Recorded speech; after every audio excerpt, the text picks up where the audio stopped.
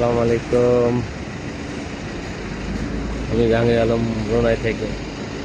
আমাদের এখন প্রায় প্রতি মাসেই লোক যাচ্ছে দেশে। সেদিনও 3 জন গেল ছুটিতে, আজকেও 3 জন যাচ্ছে ছুটিতে। ছাত্র ভাই যাচ্ছে ছুটিতে। একজন আছে নাটোর, একজন আছে গাজীপুর,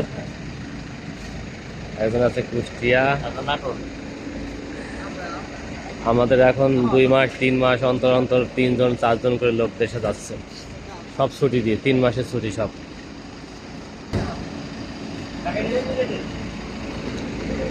3 মাসের ছুটি। আসলাম এখন। আজকে আমাদের 3 জন লোকের ফ্লাইট আছে, আবার মনে হয় 2 মাস পরে আবার 5-6 জন লোকের ফ্লাইট আছে।